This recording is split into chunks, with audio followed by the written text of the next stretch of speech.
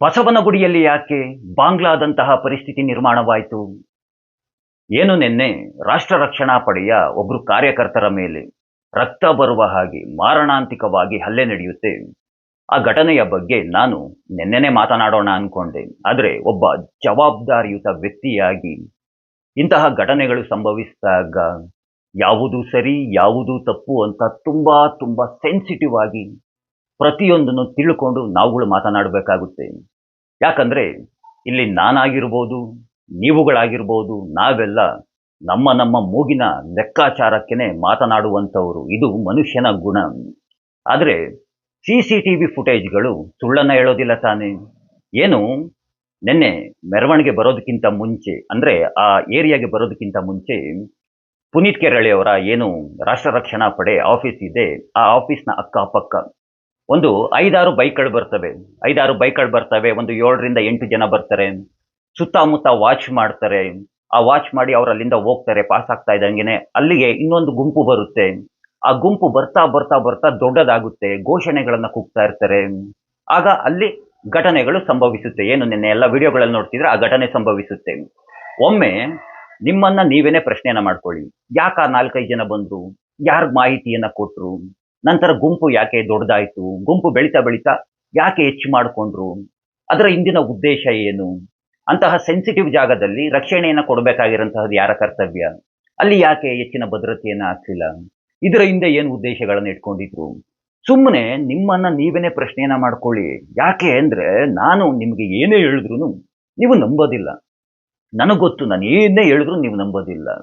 ನೀವು ನಂಬುವಂತಹದ್ದು ಯಾರು ಒಂದಷ್ಟು ವಿಡಿಯೋಗಳನ್ನ ಕಟ್ ಮಾಡ್ಕೊಂಡು ತಮ್ಮಗಳಿಗೆ ತಮ್ಗೆ ಇಷ್ಟ ಬಂದಂಗೆ ಟೈಟಲ್ಗಳು ಕೊಟ್ಕೊಂಡು ಡಿಸ್ಕ್ರಿಪ್ಷನ್ ಅಲ್ಲಿ ಕೆಲವೊಂದಷ್ಟು ಸ್ಟೋರಿಗಳನ್ನ ಬರ್ಕೊಂಡು ತಮ್ಗೆ ಹೆಂಗ್ ಬೇಕೋ ಆ ರೀತಿಯಾಗೆಲ್ಲ ಆಗ್ತಾ ಇದಾರಲ್ಲ, ಅಂತಹ ಕಟ್ ಮಾಡಿರಂತಹ ಪೇಸ್ಟ್ ಮಾಡಿರಂತಹ ವಿಡಿಯೋಗಳನ್ನೇ ನೀವು ನಂಬೋದು. ಅಲ್ಲಿ ಏನೇನೆಲ್ಲ ನಡೀತು, ಯಾವ್ಯಾವ ರೀತಿಯಾಗಿ ಮೆರವಣಿಗೆ ಬರೋದಕ್ಕಿಂತ ಮುಂಚೆ ಯಾವ ರೀತಿಯಾಗಿ ಏರಿಯಾ ಇತ್ತು, ನಂತರ ಏನ್ ನಡೀತು, ಪ್ರತಿಯೊಂದನ್ನು ಪ್ರಾರಂಭದಿಂದ ಹಿಡಿದು ಕೊನೆ ತನಕ ಎಲ್ಲ ವಿಡಿಯೋಗಳನ್ನ ನಾವು ಸಹ ಕೂತ್ಕೊಂಡು ನೋಡಿ ಎಲ್ಲ ತಿಳ್ಕೊಂಡಾದ್ಮೇಲೆ ನಾನು ನಿಮಗೆ ಮಾಹಿತಿಯನ್ನು ನೀಡ್ತಾ ಇರೋಂತಹದ್ದು. ಯಾವುದು ಸತ್ಯ ಯಾವುದು ಸುಳ್ಳು ಅನ್ನೋದನ್ನ ಸರಿಯಾಗಿ ತಿಳ್ಕೊಳ್ಳಿ ಅಂತ.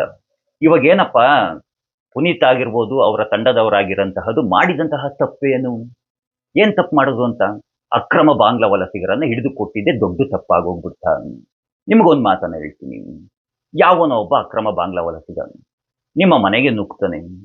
ನಿಮ್ಮ ಹೆಂಡತಿನೋ ನಿಮ್ಮ ತಾಯಿನೋ ಅಥವಾ ನಿಮ್ಮ ಮನೆಯಲ್ಲಿರುವಂತಹ ಒಡವೆಗಳನ್ನು ರಾಬರಿ ಮಾಡಿಬಿಟ್ಟು ನಿಮ್ಮ ಹೆಂಡತಿ ಮೇಲೆ ಅತ್ಯಾಚಾರವನ್ನು ನಡೆಸ್ಬಿಟ್ಟು ನಿಮ್ಮ ತಾಯಿನ ಕೊಲೆ ಮಾಡಿಬಿಟ್ಟು ಇಲ್ಲಿಂದ ಬೆಂಗಳೂರಿಂದ ಖಾಲಿ ಮಾಡಿ ಅವನ ದೇಶಕ್ಕೆ ಹೊರಟೋಗ್ಬಿಡ್ತಾನೆ, ಬಾಂಗ್ಲಾಗೆ. ಏನ್ ಕಿತ್ಕೊಳ್ತೀರ ಅವನ ಹತ್ರ?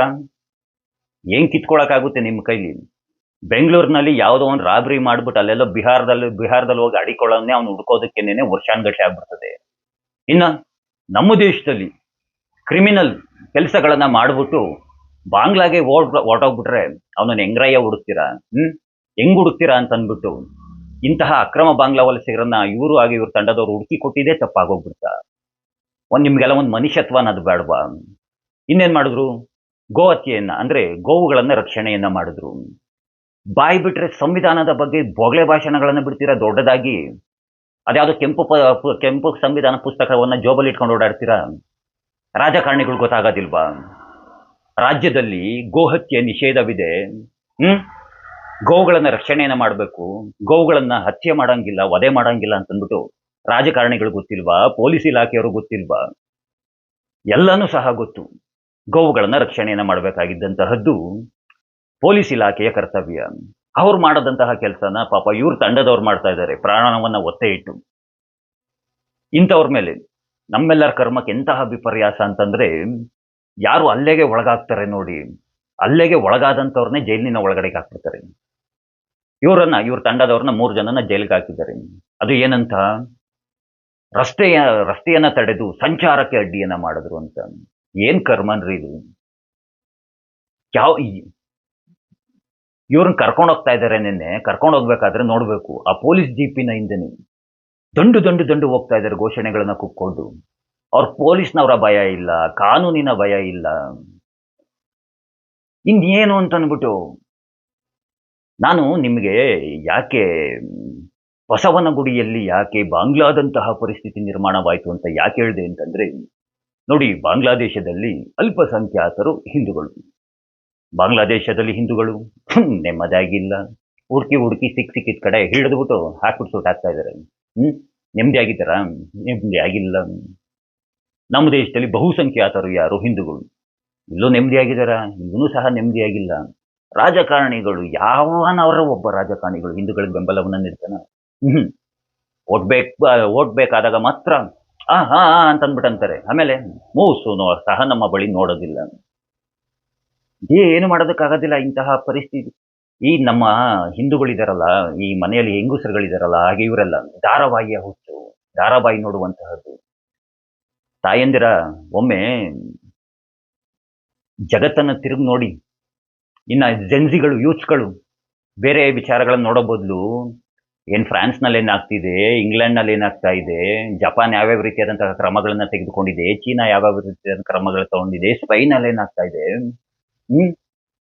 ಯುಕೆನಲ್ಲೆಲ್ಲ ಏನೆಲ್ಲ ಆಗಿತ್ತು, ಈಗ ಲಂಡನ್ ಪರಿಸ್ಥಿತಿ ಯಾವ ರೀತಿಯಾಗಿದೆ, ಅಂತಾರಾಷ್ಟ್ರೀಯ ಮಟ್ಟದಲ್ಲಿ ಏನೆಲ್ಲ ಬದಲಾವಣೆ ಆಗ್ತಿದೆ ನೋಡಿ, ಸರಿಯಾಗಿ ತಿಳ್ಕೊಳ್ಳಿ. ಆ ರೀತಿಯಾಗಿ ಮಾಡ್ತೀರಾ? ಖಂಡಿತವಾಗಿಯೂ ನೀವು ಮಾಡೋದಿಲ್ಲ. ನನಗೆ ಗೊತ್ತು ಪ್ರತಿಯೊಂದು ಹಿಂದೂ ಮನೆಯಲ್ಲಿ ಯಾವ ರೀತಿಯಾಗಿ ನಡೆಯುತ್ತೆ ಅಂತ. ಸಂಜೆ ಆಗ್ತಿದ್ದಂಗೆನೆ ಧಾರಾವಾಹಿಯನ್ನ ನೋಡುವಂತಹ ಹುಚ್ಚು. ಧಾರಾವಾಹಿ ಆಯ್ತಾ, ನನ್ನ ಮನೆ, ನನ್ನ ಗಂಡ, ನನ್ನ ಮಕ್ಕಳು, ಮುಗಿತಲ್ಗೆ ಇನ್ನೇನಾದ್ರೂ ಮಾಡ್ತೀರಾ? ಇನ್ನ ಗಂಡು ಮಕ್ಕಳು, ಗಂಡಸರುಗಳ್ದು ಅವರಾಯ್ತು, ಅವ್ರ ಸ್ನೇಹಿತರಾಯ್ತು, ಅವ್ರ ಸಂಪಾದನೆ ಆಯ್ತು, ಸಂಜೆ ಆಯ್ತಿದ್ದಂಗೆ ಒಂದು ಸ್ವಲ್ಪ ಕುಡಿಯೋದಾಯ್ತು, ಮುಗೀತು. ಅಕ್ಕಪಕ್ಕದಲ್ಲಿ ಏನಾಗ್ತಿದೆ ಅನ್ನೋದು ತಿಳ್ಕೊಳ್ಳೋದಿಲ್ಲ. ಪ್ರಪಂಚ ಹೇಗೆ ಬದಲಾಗ್ತಿದೆ ಅನ್ನೋದನ್ನು ತಿಳ್ಕೊಳ್ಳೋದಿಲ್ಲ. ಏನು ಸಹ ತಿಳ್ಕೊಳ್ಳೋದಿಲ್ಲ. ನಿನ್ನೆ ಘಟನೆ ನಡೀತಲ್ಲ, ಅವಾಗ ಅದನ್ನ ನೋಡಿ ನನಗೆ ತುಂಬಾ ತುಂಬಾ ಬೇಜಾರಾಗ್ಬಿಡ್ತು. ಇಂಥ ಪುನೀತ್ ಕೆರಳೆ ಅಂತವರೆಲ್ಲ ಯಾಕ್ರಪ್ಪ ತಮ್ಮ ಪ್ರಾಣವನ್ನ ಪಣ ಇಟ್ಟು ಇಂತಹ ಅಯೋಗ್ಯ ಜಾತ್ಯಾತೀತ ಹಿಂದೂಗಳಿಗೋಸ್ಕರ ನೀವುಗಳು ಯಾಕೆ ಓಡಾಡ್ತೀರಾ? ಅಲ್ಲಿ ಅಷ್ಟು ಜನ ಗುಂಪು ಕಟ್ಕೊಂಡ್ ಬಂದಿದ್ದಾರೆ. ಆ ಸುತ್ತಮುತ್ತ ಎಷ್ಟು ಜನ ಇದ್ದಾರೆ, ಎಲ್ಲ ನಿಂತ್ಕೊಂಡು ನೋಡ್ತಾ ಇದ್ದಾರೆ. ತಂಪಾಡ್ತಾ ಹೋಗ್ತಾ ಇದ್ದಾರೆ. ಅವನ್ಯಾರೋ ಒಬ್ಬ, ನಾನು ಆಟೋ ಹೋಗೋದಕ್ಕೆ ತೊಂದರೆ ಆಗ್ತಿದೆ, ನನ್ ಜಾಗ ಮಾಡ್ಕೊಡಿ ಅಂತ ಬಂದಿದ್ದಾನೆ. ಇದು ಇವತ್ತು ನಮ್ಮ ದೇಶದಲ್ಲಿ ಆಗ್ತಿರುವಂತಹ ಪರಿಸ್ಥಿತಿ.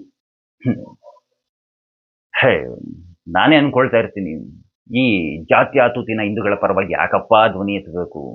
ಇವುಗಳ ಬುದ್ಧಿವಾದ ಯಾಕೆ ಹೇಳ್ಬೇಕು? ಇವುಗಳು ಬದಲಾಗೋದಿಲ್ಲ. ಏನಿಲ್ಲ, ರಾತ್ರೋರಾತ್ರಿ ಮನೆಗೆ ಹೋಗ್ಬಿಟ್ಟು ಒಂದು 4,000 5,000 ಬಿಸಾಕಿದ್ರೆ ಬೆಳಗ್ಗೆ ಮತ್ತೊಂದು ಕೋಟ್ ಹಾಕ್ಬಿಡ್ತವೆ ಅಂತ ಏಸ್ಕೆ ತಿನ್ನ ಜನಗಳು ನಮ್ಮಲ್ಲಿ ಇರುವಾಗ ನಾವು ಬೇರೆಯವ್ರಿಗೆ ಬೈದು ಏನು ಪ್ರಯೋಜನ? ಈಗಲೂ ಕಾಲ ಮಿಂಚಿಲ್ಲ.